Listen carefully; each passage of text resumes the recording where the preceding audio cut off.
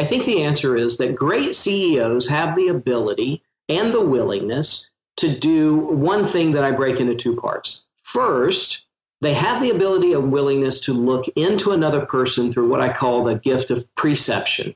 They can see a gift inside someone else before that person is really aware that it exists within them. And then right on the back end of that, they come in with something I call evocation. And they call from within that gift. Hey, it's Rocky. Welcome to Richer Soul. Today's guest is Trey Taylor, who wrote the book, A CEO Only Does Three Things. Just remember, you're the CEO of your life.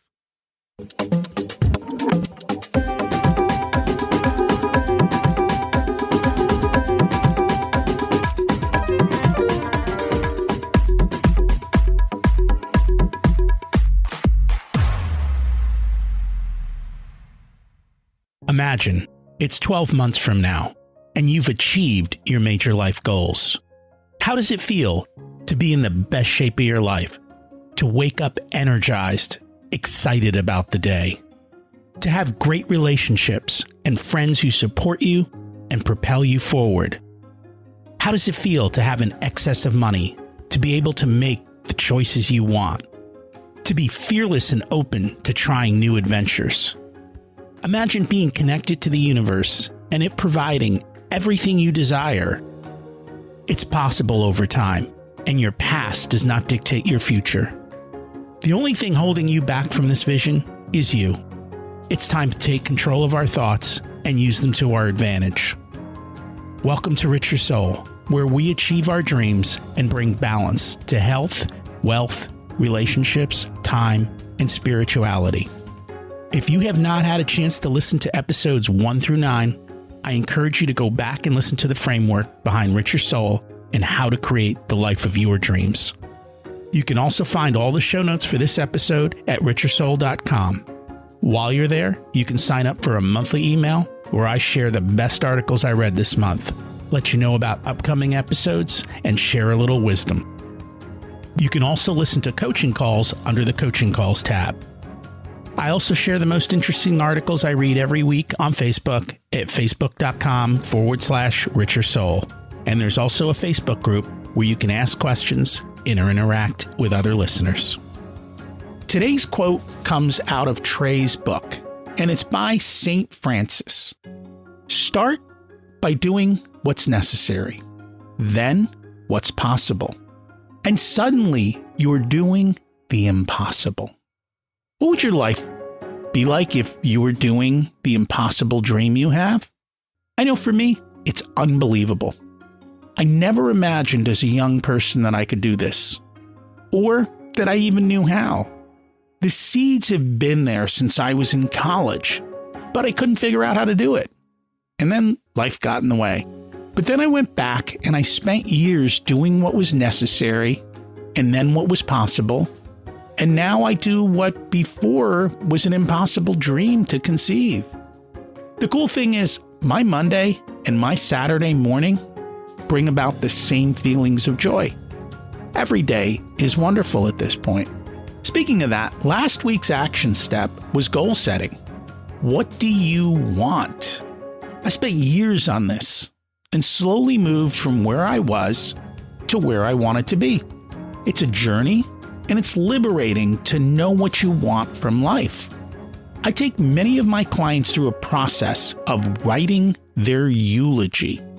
And then we create the life that allows that eulogy to be read. It's a life of no regrets. A lot of times it's a scary process and it's daunting.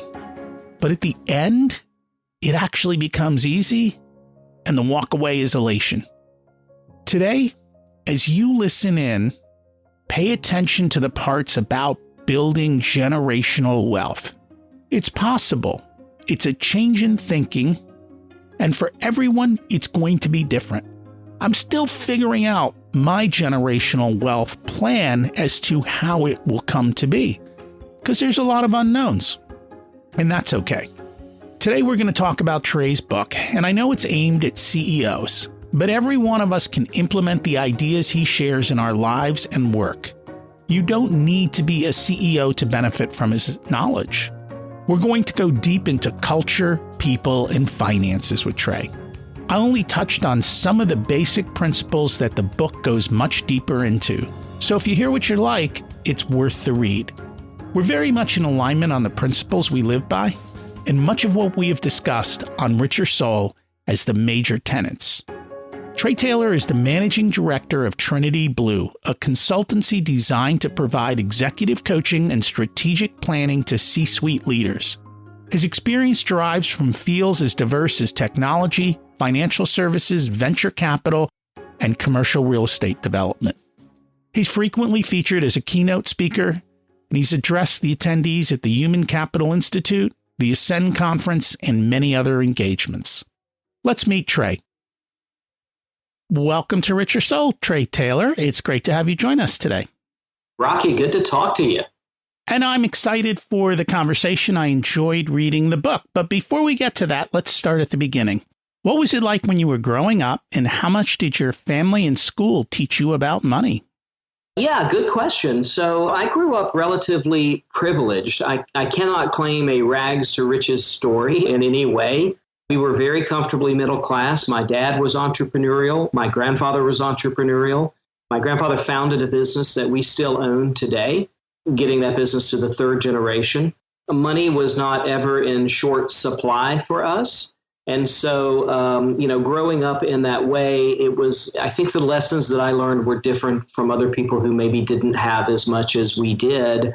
We were taught exactly how hard it was to sort of amass funds and why we should be really good about hanging on to them. So there was a level of caution that came in.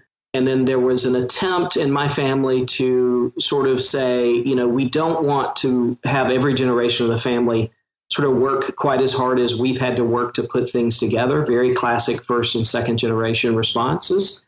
And so we were prompted to go into the professions.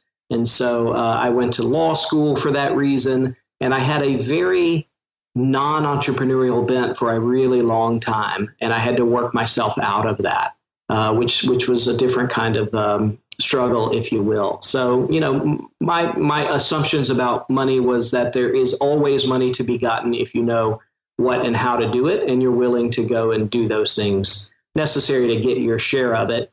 And so we try to think a little bit deeply about that today. It's intriguing what you said in one standpoint. Most people are taught how to make money if they're lucky. But very few people are taught how to hold on to money, because that is a totally different skill than making it. And it's the one that most people ignore, especially business owners. They're like, well, I can just sell more.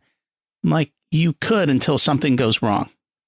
And then life gets difficult. So that was interesting that they actually had that additional thought process to say you've got to hold on to it. Yeah, I think they both had the idea that, like you were sharing, that, if I need money, I'll just go sell and get more of it. And so, they tried to teach their kids that different habit that we were talking about, that hold on to it or plan a lot differently so that you will have more in the future and don't have to work for it in case you can't. And so in my own journey, we are now on a completely different path where we have formed a family office, and, we are trying to think, we're learning the skill set to think in terms of generational wealth transfer. And it is a very different perspective than what I have spent most of my life thinking and knowing, that I was sure about money. It's very different when you think about it in terms of turning it over to the next 4 generations. And that's a whole nother conversation that goes pretty deep.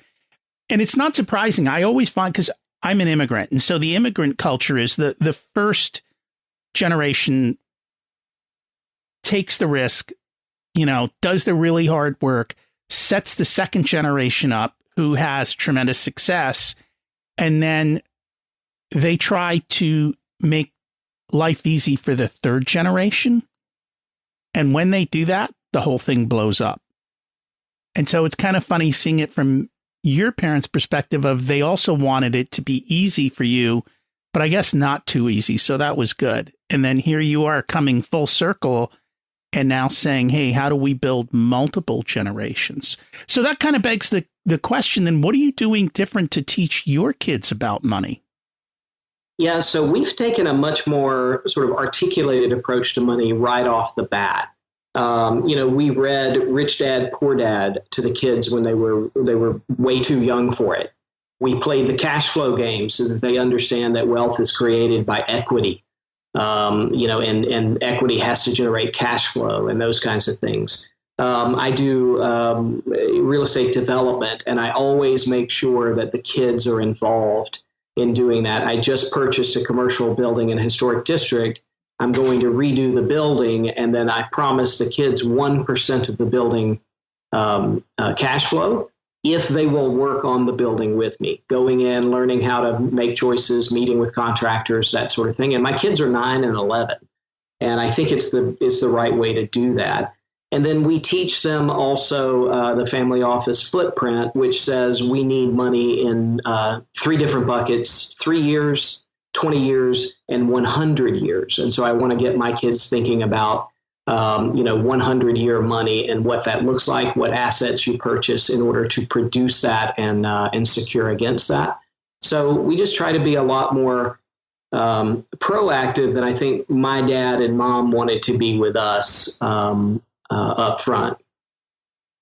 Congrats on starting early. And I think too often parents look and go, they're 9 and 11. What do they need to know? But that is the age where you truly are teaching them their money scripts. And so spending the time and having them involved and letting them see the bigger conversations goes a long way to not only teaching them, but building your relationship with them, because they see that you trust them and that you also have faith in them. And I think that's the part where a lot of times with wealth, we want to protect our kids so much we make them too fragile. I completely agree with it. And I have friends who are extraordinarily wealthy and their kids have no idea whatsoever. And that could be a good thing. I don't know. And it's not for me to say, but, their kids also are, they seem to be very assumption driven, that there's always going to be the best available and that sort of thing. And I don't want my kids growing up with a scarcity mentality, but I don't want them to grow up with a privileged, overabundant expectation either. And so one of the things that we've done is both of my kids carry a debit card that's linked to an app on their iPads. And, they work for chores and the chores pay cash to their accounts. They're allowed to spend that money within certain limits. They must give away 10% of it, which is supported by the app as well. So, I want them sort of learning those things that I, really had to figure out on my own at 18 and 20 years of age. I want them to sort of, just know those things, because I think it's, I think it is going to get them further along in a quicker way.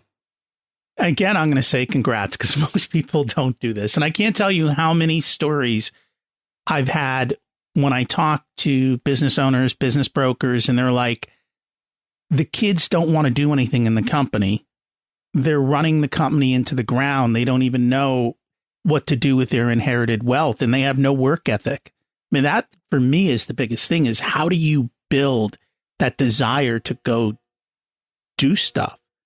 And that's not easy. And I think that's what I see missing a lot in many kids, is if you're handed everything, then you have no desire to work and you kind of rob them. I do think that's true. And I've heard people say that. I think that the challenge is even deeper than that, Rocky. I think that, wealth should be used as a self-actualization tool. When we handcuff kids to a business that they have no interest in, they didn't start, they have no emotional involvement with, and we don't allow them to use the wealth that it creates to actualize the self that they want to project into the world, I don't know that we've done them any favor whatsoever there. As a matter of fact, it feels to me like a very privileged version of servitude or slavery or serfdom or something.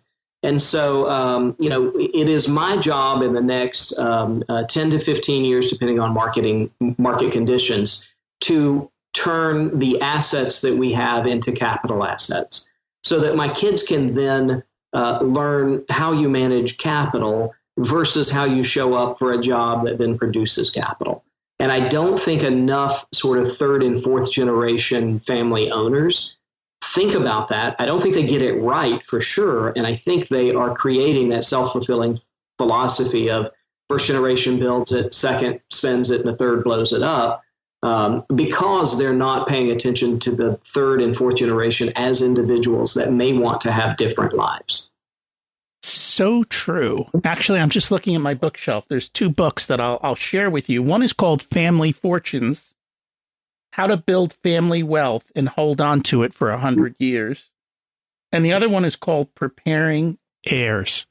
And it's a full-time job to do what you're doing on top of everything else. So it is. Like any of us need another full-time job, but that is definitely it's definitely a part of it, and we have to get it done correctly. We base a lot of our planning on Family Wealth, the book by Hughes. We think that's very good, and we've used that time and again in our estate planning, but also in our active estate planning, which is what we call sort of the version of us before the family office came to be. So clearly you've built wealth, you've been successful. Was it a straight, easy path? Were there hiccups along the way? Oh, no, of course. It was so simple. I just walked down the path. No, there were huge hiccups. The first of which was my dad passing away at the age of 52 without a dedicated succession plan. And, again, I had been encouraged not to be a part of his business, to go to the professional schools and to do those kinds of things that were out of his reach for most of his career. And I had to step back into that business. And so sort of as a family, we felt, I don't know that we said anything about it, but we felt like, oh, gosh, this is going to be a stumble. This will set our plans back a while. And perhaps it did. But, getting in and being able and available to continue the work down the path was important.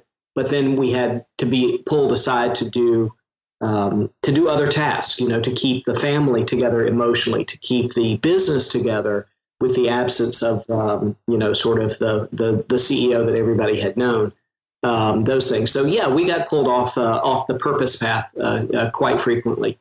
2008 was a huge deviation. Nobody planned for it.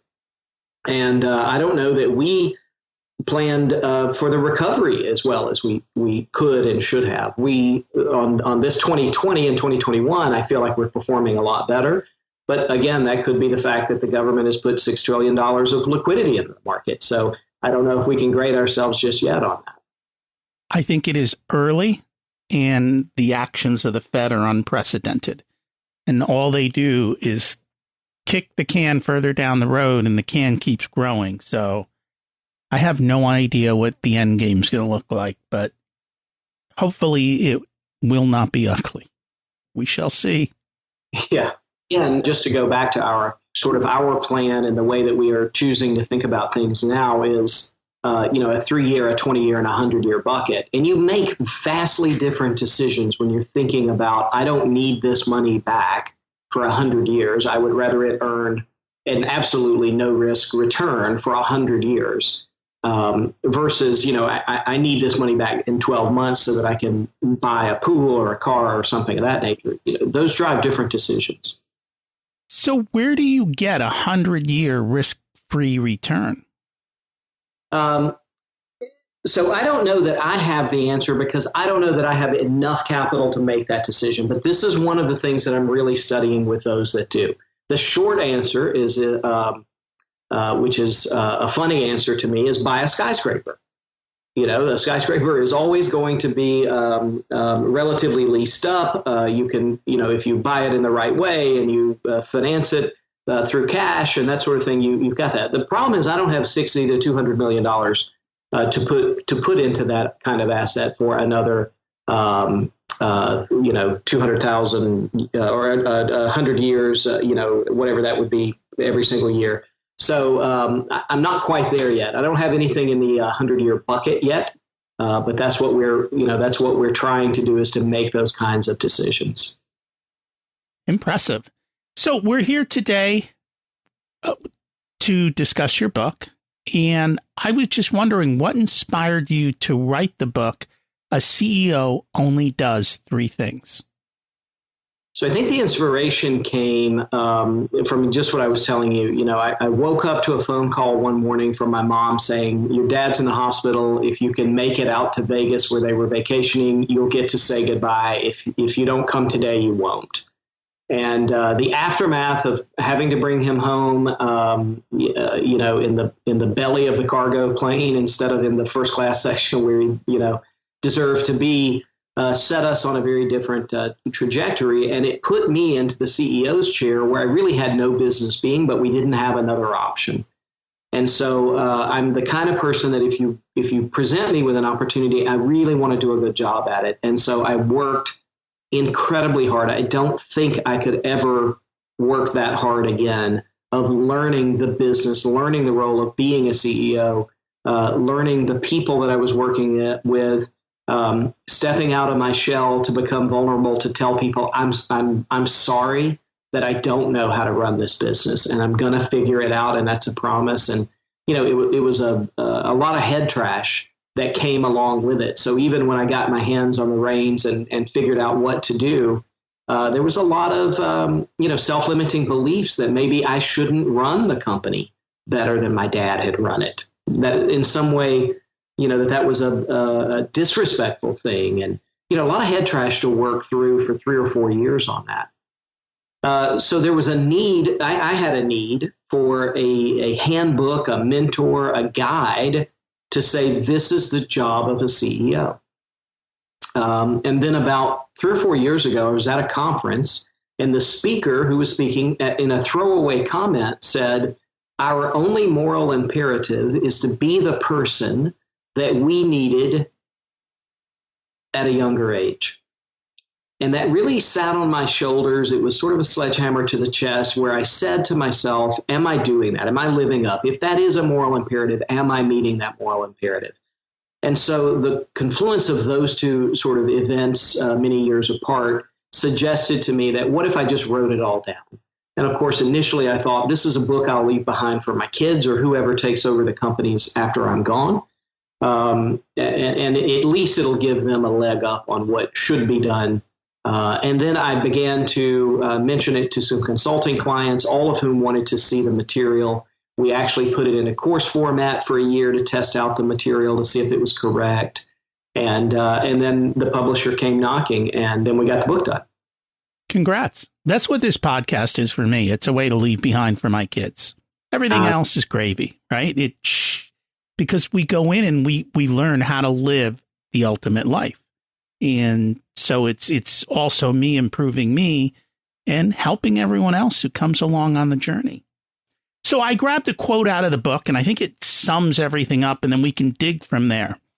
A CEO focuses on only 3 things. He sets the overall vision and strategy of the company and communicates it to all stakeholders. He recruits, hires, and retains the very best talent for the company. He makes sure there's always enough cash in the bank. So culture, people, numbers. And I found it kind of ironic that numbers was at the end. It seemed like it was almost an afterthought as I was going through the book, but we'll dig into that. So let's chat about culture. I spent a lot of time in corporate, and I find most businesses do not intentionally create their culture. What have you experienced? I think that has been the case for many, many years. And it's one of the reasons that I say in the book that the culture is the job of the CEO, because I think that the CEO is the only one with the perspective into the organization and out into the future who can say, this is who we are and this is who we want to be, and set the agenda around how that should be expressed and ritualized. But number 2, the problem that you saw so clearly, and that we continue to see today, even though I think we're on an upslope of that, is if the CEO doesn't build the culture in the right balance of aspiration and reality, so it has to be something that's real, that's not full of lies, and it has to be aspirational so that you can't really ever get it 100% perfect. If they don't do that, somebody else does. And whoever else does it, you build a culture to benefit yourself. So if the CEO does it, he's going to build a culture that benefits the entire organization. If someone else builds it, what I call the lowest common denominator culture, those kinds of cultures always benefit the individual over the group as a whole. And it's why I think that it's some of the most important work done by great CEOs. And they've got to set the tone of how things are done. And then you've got to appropriately hire into that culture. I've had a lot of conversations with people, and it seems today people who get it are more apt to hire people based on their values than their skill sets, so that you get that better fit with your company culture, and making sure to tell your potential employees what the culture is. But we'll dig into people a little bit more. There was a story in the book that I really enjoyed. It was about a young woman who challenged you based on your company values. Could you share that? Yeah, and I just beam every time I do a podcast or an interview with anybody, because, that story was important to me, but I didn't think it would resonate so clearly with the reader. And I get asked probably more about that young lady than I do anybody else that I reference in the book. So Catherine came to us through sort of a high school work study program when she was about 16 years old. We didn't really need anybody, but, you like to be a good sort of corporate citizen. And so we were giving her a couple of hours a week in the office. She was so capable that by the time she was 19, she was our assistant office manager.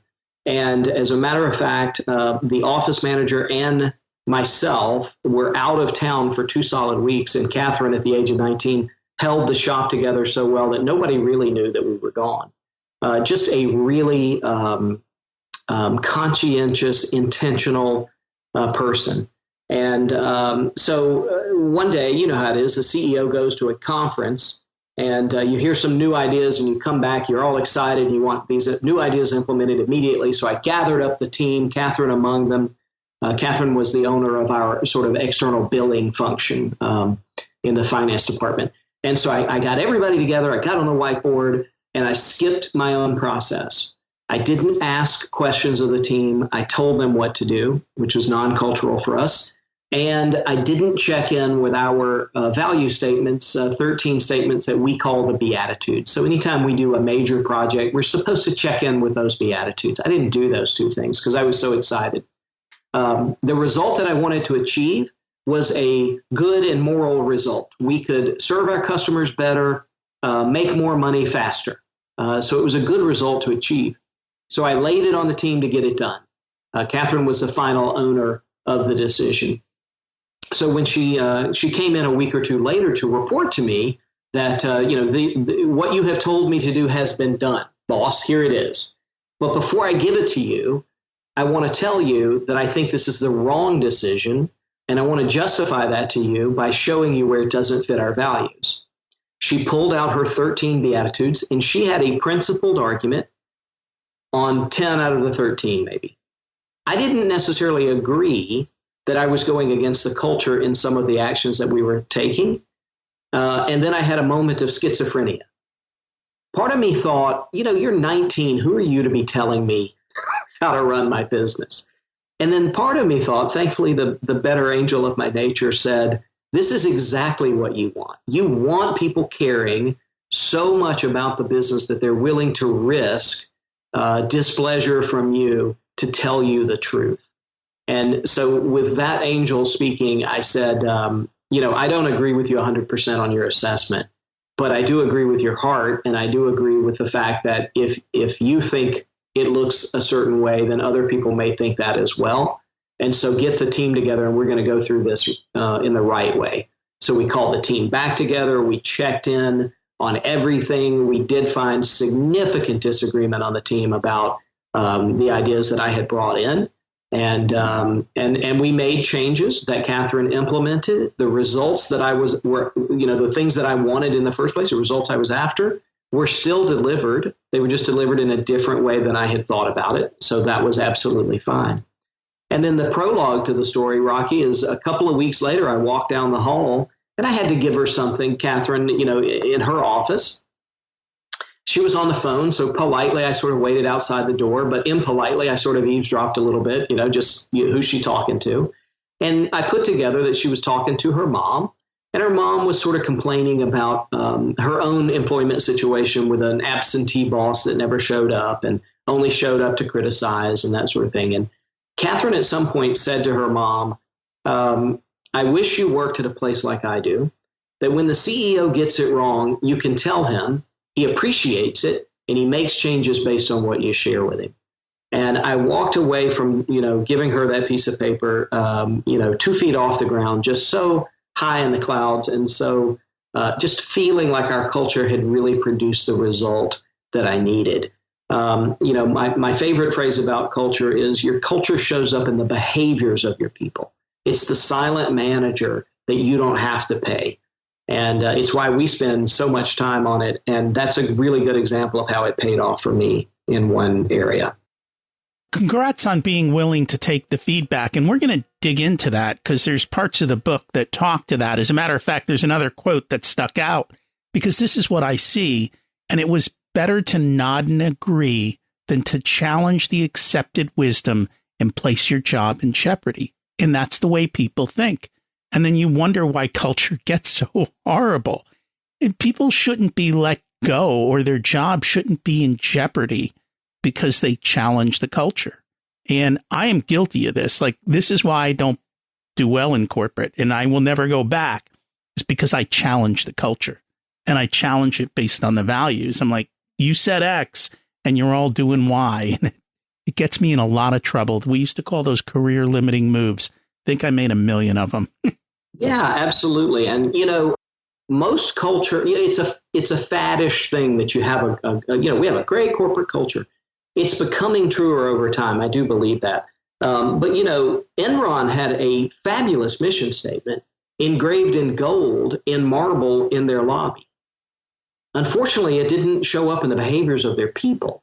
And so it was not worth the gold, that they spent to put it on the wall. So I'm with you. I don't want to be, and nobody wants to be in a culture where somebody says, this is how we are, but in reality, we really aren't.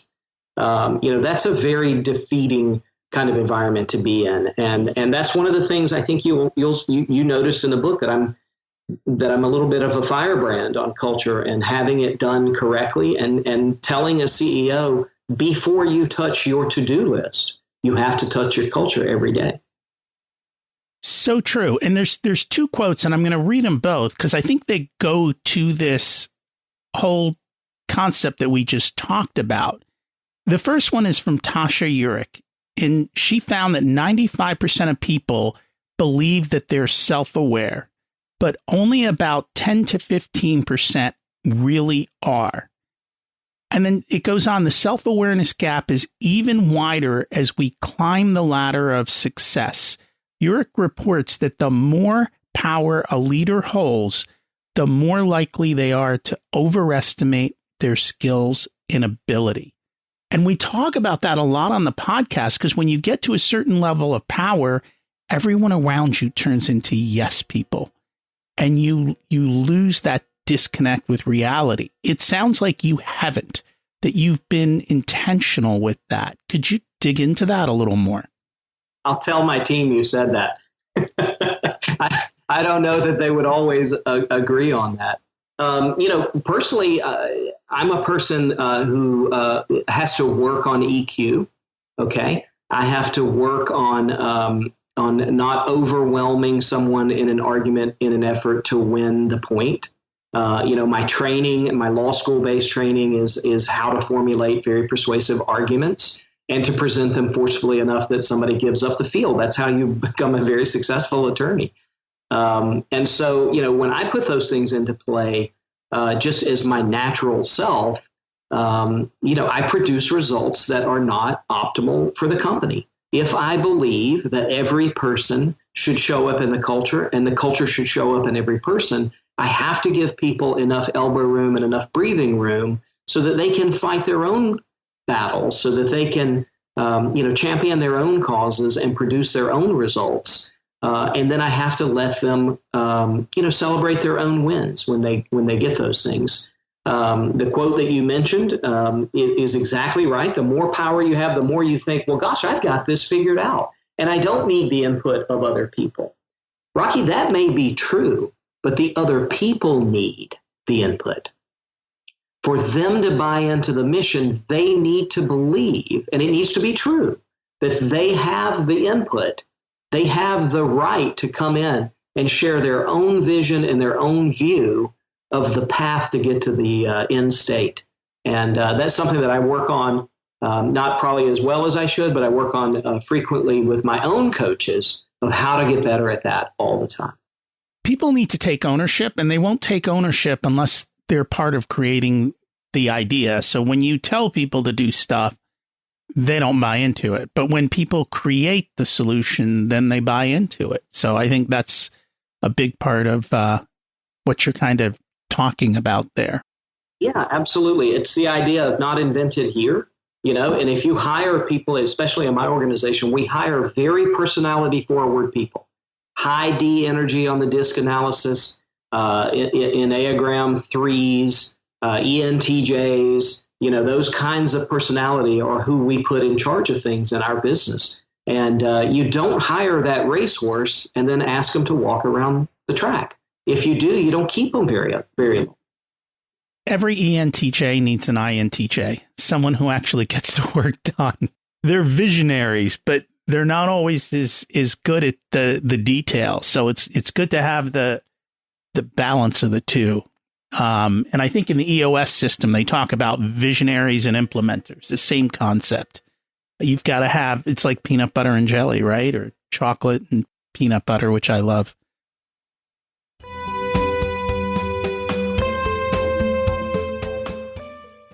Today's episode is sponsored by Profit Answer Man Podcast. Did you know that most small business owners hate looking at their financials? It's one reason they may struggle with business success. The Profit Answer Man podcast helps them ensure they are profitable and can pay their employees and weather the storms we all have to face. It's built on the Profit First methodology of pay yourself first. The Profit Answer Man podcast is a must listen to for every small business owner and anyone who wants to help them survive and thrive. Check it out on your favorite listening platform.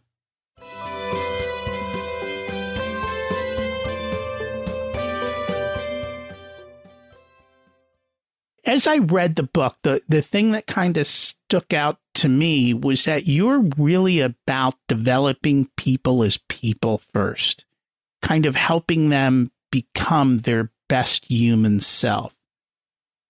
I'd love for you to dig into that and how you came up with that whole concept and how you help people to be their best. Yeah, so we call it whole person management. We manage people from three different levels, but no matter the approach or the level, at the end of the day, you have to care about that person while they're working with you and even after they leave you. We had a situation arise in the middle of last year where we had not been able to find the right fit for a person in the organization. We meaning this person and the management team, had done all that we could do. We all agreed on that. And it was at that point where we had to decide, are you going to continue a career with us or not? And the answer was pretty patent that we didn't want that. And so we went to work helping this person find another position because we cared about them. So we didn't care about them so long as they carried a business card with my name on it. We cared about them so long as they were people, period. And I think we really lose sight of that. And it's too easy to take on too many monkeys on your back. It definitely is. And that's a big part of my book is I want CEOs to take monkeys off their back and to put them on other people's back who have the delegated authority to deal with them. But at the end of the day, you still have to realize that these people have lives, interior and exterior lives, far in scope beyond what they do with you and for 2, 4, 6, 8 hours a day, whatever it happens to be. So we're big believers in that. We try to manage people intellectually, We try to manage them emotionally. And one thing that we do very differently, I think, is we try to manage people from the identity level as well, what we call the I am level. And so we are going through right now goal setting process like we do every year and like businesses all over the country do. We have a very different take on that where, we have a section in our goal setting where we say, how are you going to add to your self-image this year? What are you going to put into your belief about yourself that changes you from this point on? How can we help you do that? How can we hold you accountable for getting it done? Those kinds of things. And that's all testament to what we call whole person management. And I think there's a quote that you have in the book that I have on my website, and it comes from Gandhi. Your beliefs become your thoughts become your words become your actions become your habits become your values become your destiny. And so it sounds like you're focused on the first step there, your beliefs, and making sure that you understand the person's beliefs and you help them. Because I find most people don't even know what they believe, right? They're told to do X, Y, Z. They don't actually put the thought and effort into who do they really want to be and what do they truly believe about themselves. Completely the case. So it's not even that we are, getting that piece right. We are educating people very often about what they do believe and how those beliefs show up in their behavior sometimes. Sometimes it's a self-destructive type of thing, or sometimes we're able to sort of expose to them a strength that they may not even be aware of fully. It doesn't matter. We really try to exist at that belief level, which is something that lives in that identity level. And we try to speak to that in our words, but also in our behaviors, in the way that we compensate people, in the way that we sort of promote them in the organization and outside of the organization as well. And so it's just the most important thing I think I ever learned was that third dimension of people were there. I'm in an extremely high, in the I think intellectual dimension. Maybe my emotional dimension isn't as good as it could be. But, what I try to do is to build everyone around me at that I am level, including my kids. As a matter of fact, we have we write a purpose statement every year, a personal purpose statement every year. And mine for many years has been, around the theme of helping people sort of discover and touch the greatness that lives inside of them so that they can free that into creative energy and go forward in life, building a good life for themselves, their family, and anybody that they, that they love and want to nurture. So it sounds so squishy and so woo-woo sometimes, but man, I'm telling you, I get more out of people without ever asking them to do anything because I care about who they are and how they see themselves. And that's true. And you will get more out of people when you essentially respect them and you understand them as people and you help them to achieve their goals and dreams. One of the things that you talked about was rituals. Why are rituals important?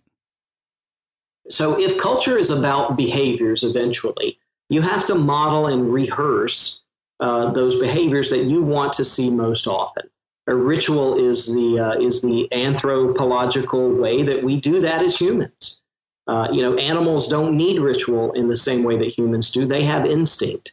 And, I think maybe it's an 80-20 flipped on its side for us. We have instinct, of course, but we really function well with rituals. And so we believe in the ritualization of the positive reinforcement of behaviors that we want to see show up time and again. And that's very, very important. One of the things that comes up a lot and the conversations that seem to continually happen as I talk to business owners is they struggle to find the right people.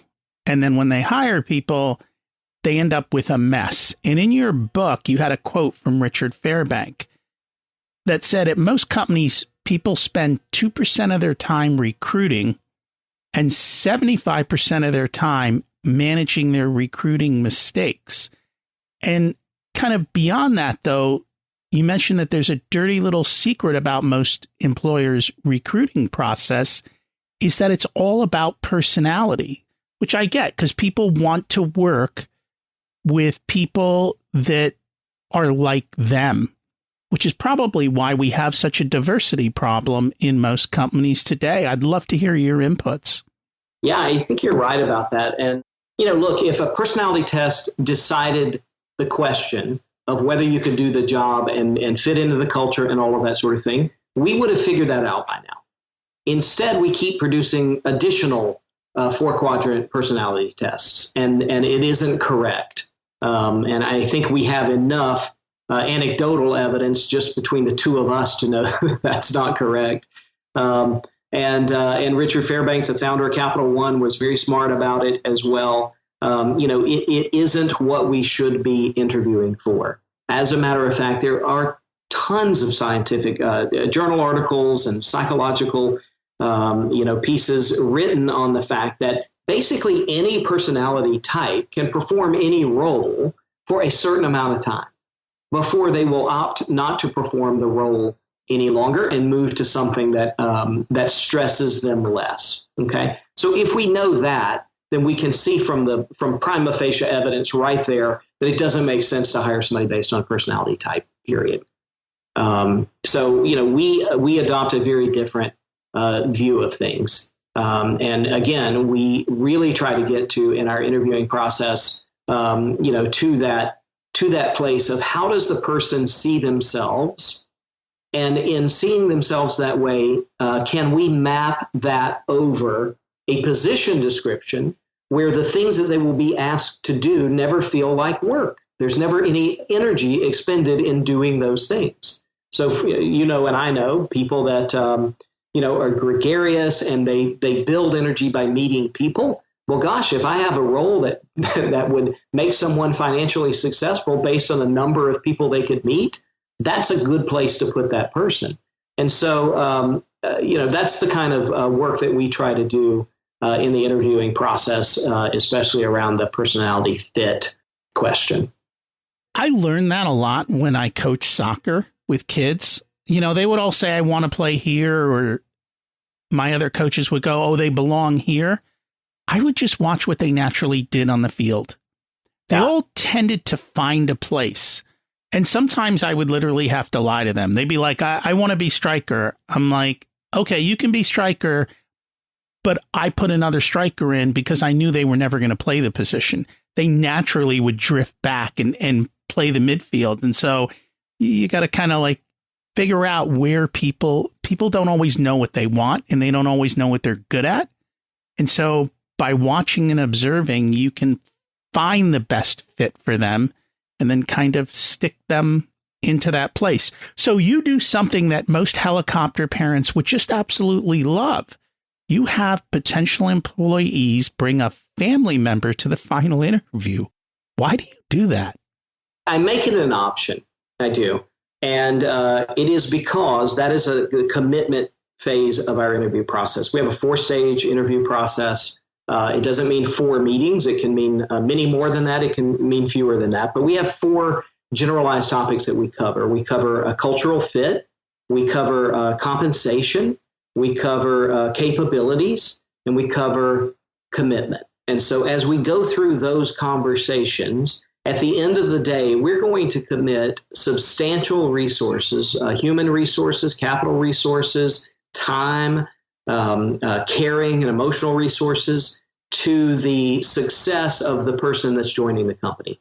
We think it is important to sort of raise our right hand and say, this is what we promise you, and we want you to extend promises to us as well. And if you choose to do that with your significant other in the room with you, or someone who can help hold you accountable when it gets difficult, we think that's a very good idea. And probably 70 or 80% of the time that happens. It's voluntary. I don't ever say I won't give you the job unless I meet your wife or your grandmother or something like that. But it has been the case that we've had some humorous examples, of course, but some very long-lasting and impactful discussions. So one time I hired a salesperson, was very gung-ho. I'm going to do everything I promised you I was going to do. As soon as he got on board and he was sort of cruising along and he was beginning to make good money and make some good choices and that sort of thing, his wife, who had been in the commitment interview, called me up and said, "Hey, I know you said he had to do X, Y, Z 5 days a week. I just want to let you know he's not doing anything on Friday. He's taking Fridays off." And, she wasn't doing that to rat him out in any way. She was doing that in testament to the fact that we had made joint commitments to each other. My commitments were paying off. Financially, she could see the difference. Emotionally, she could see the difference in confidence that it was creating in him. And she was worried that if he wasn't keeping up his end of the bargain, I would cut it off. And so it became a good coaching opportunity to sit back down with them as a family and say, hey, we just want to make sure we keep our nose to the grindstone here. So I say it with a smile. It's not that we want people snitching on each other or anything like that, but it helps to have that level of commitment run one person deeper than just the team member. That's impressive. One of the things that you talk about is the power of love in the workplace. What did you mean by that? That usually doesn't go together. That's a word you're not supposed to say, especially in today's sort of hypercharged climate. But, I reject that. Love is a verb. It is something that you do to and for other people. And I will not exist in a business where love is not a currency to be spent on one another. And so we are, I don't mean to sound so sappy, and, we don't rush into our office every day and give each other bear hugs and say, I love you, man, and that sort of thing. But we are also not scared of telling the truth in all things. And so, if love is in the cards and it makes a germane part of the argument or part of the resolution to an argument, then it will come out all the time. Yeah, it does. And that's impressive that you're not afraid to do things that are countercultural in the way that everyone else does them. Rocky, I am not going to live a diminished life. If I have inside of me the capacity to love, I am not going to leave that in a bag by the door just because I walked into a different building. It isn't who I am. It isn't who anyone is. That's an unnatural ask. And so I ask people to bring their whole selves to work. Their ability to love and support each other is important to make my business go. But more important, it's part of how we self-actualize. And that's what a big part of this book, I think, is about, is self-actualization. So regardless of whether you're a CEO or not a CEO, I think the book is applicable to us as people. And it's not just so niched because of how much you dig into the self-actualization. And we've only touched on the fringes of that during our conversation. But there are a lot of things that go much, much deeper that we've talked about on the podcast many times in other episodes. So now we're to the part that I love. And it's the part that shocked me the most, not in your book. Most business owners don't know their numbers. They have no clue of what's going on in their business. And you spend a good deal of time focusing on the numbers part of it. I still always wonder, what have you seen as to why business owners struggle with the numbers part of their business? Most business owners are good at getting numbers, but we don't know what to do with them once we get them. We don't know how to spend the money, and we don't know how to give it away. And those are things that are very important to consider. They're the entire picture when it comes to numbers, if we're just talking about money. Instead of just taking one of the picture, one side of the picture, which would be sort of sales, marketing, getting, the process of getting. So what I wanted to do is I didn't write a lot about this is how you increase sales. We have beliefs about that and potentially could put those into a book. My mentor and I, Ron Willingham, he wrote a book called Authenticity, which was about how do you, bring the integrated self, the whole self, to the sales process. It's one of the best books I think that's ever been written on the subject. So I didn't feel the need to cover that ground again in this book. But what I was concerned about was once you get the money, how do you know the right things about it? How do you take the principles of traction and profit first and those kinds of really important works and make it work for you inside the business? I'm a huge believer in the concept of ownership thinking. We've touched on it several times here. I know you've touched on it many times in your podcast. And it's the idea that people will perform better if they have some sort of ownership in the end result. We typically today tend to think that ownership has to be reflected in stock and equity ownership. Doesn't have to be. I tell a really good example in the story of when I thought my business was going to be in a bad way, that I came to the team and asked them for their help, and then I split back to them, part of the proceeds of what their ideas benefited to us. So they participated in it. But the ownership thinking culture is a very important part of it. And then lastly, I just make a couple of, almost throwaway recommendations on how you can be very smart, calculated about giving your money away and doing good things with it and about it. And it's funny because this brings us back full circle. Most business owners all know how to drive sales, but it seems like almost nobody is focused on driving profit, which means what you had talked about in the beginning is holding on to the money and actually keeping it.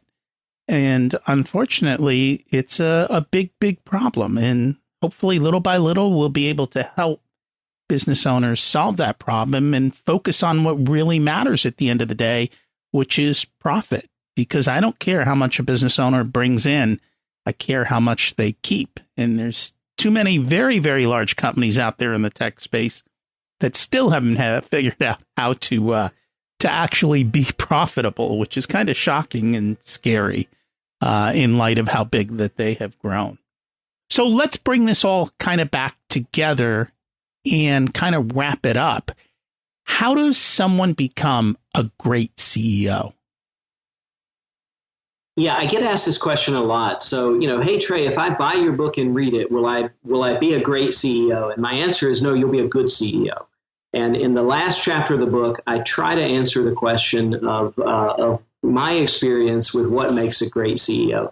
And remember, I was the young guy that got to be in the room where he really had created no value for a long time. I was able to be, as a corporate development member of the team, legally trained, sort of financially aware, the founder of WebMD, Rupert. I was in the room with Rupert Murdoch and his son before. Not to name drop, but just, guys that were at the pinnacle of their career, and they were largely guys at that point.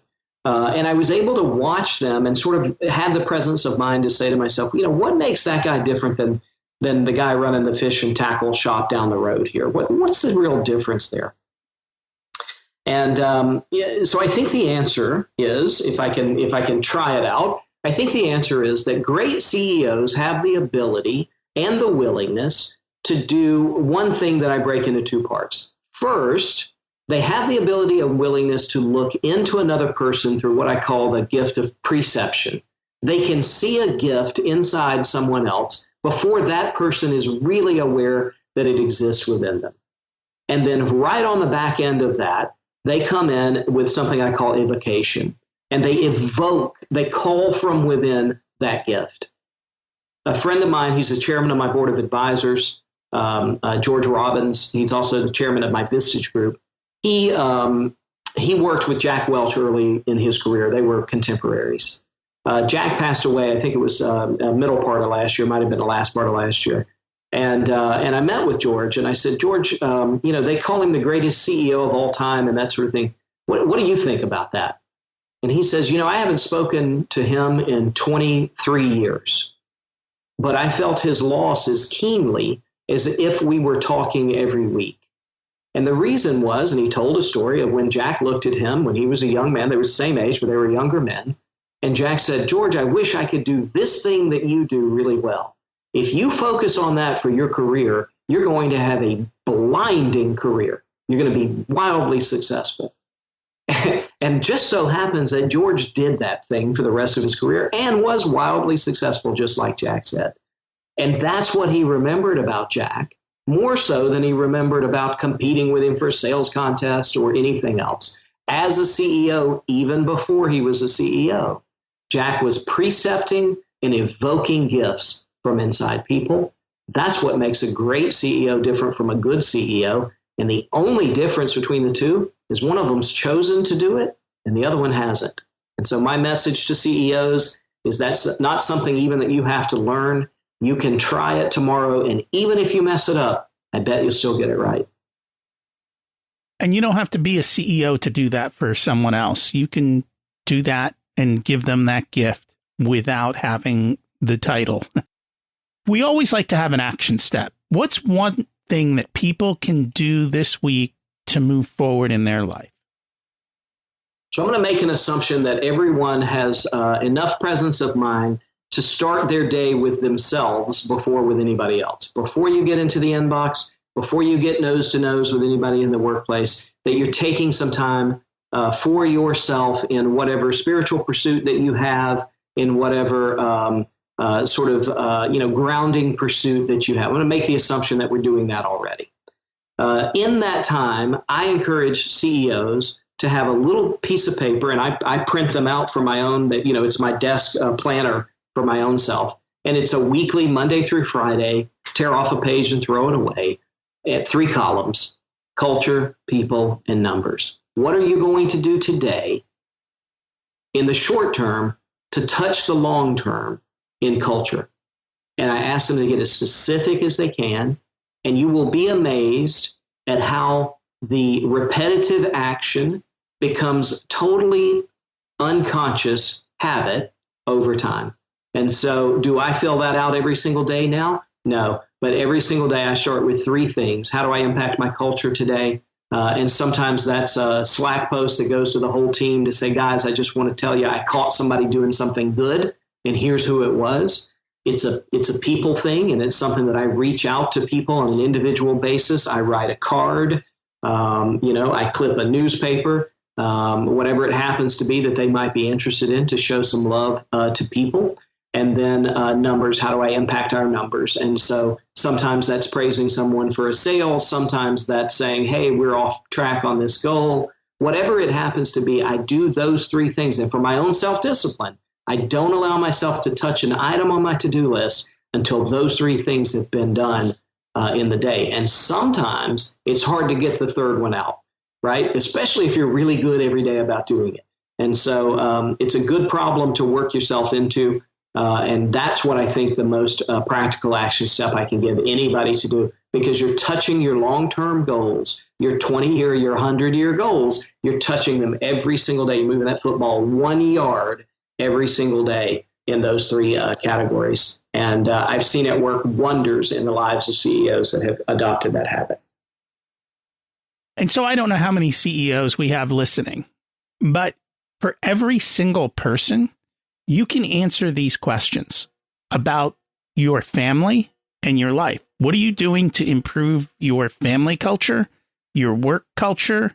What are you doing to touch the people around you and inspire them, even if it's just your kids? That's perfectly fine. And what are you doing to build wealth? And are you focused on it? So these are universal principles. They apply to everything. You don't have to be the CEO to implement this action step. I think it's a great point. Reid Hoffman wrote a really good book called The CEO of You. And he said, before I'm the CEO of anything else, I'm the CEO of my life. I'm the CEO of how I put things together, family first, just myself, those kinds of things. I think this exercise translates over, just as you've said, perfectly.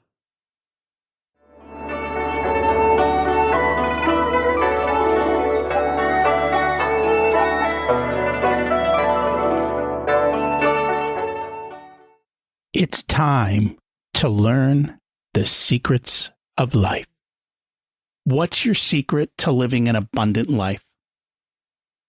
I learned several years ago to say yes to everything, and then to figure out the things that brought me the most pleasure and to say no to everything else. It's funny. Last year, as I was building my business, I said, I'm going to say yes to everything. And this year, I've said, I'm going to say no to everything, because I tried it all out. And now I have to really buckle down and go do it. What did you learn later in life that you wish you would have learned sooner?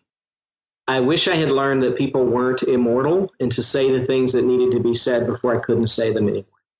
And as I look around these days, I'm shocked at how many friends I'm losing. And I'm still in my 50s, and it's becoming more and more, and COVID surely isn't helping that either. Yeah. If you were to give an 18-year-old one specific piece of wisdom, what would it be?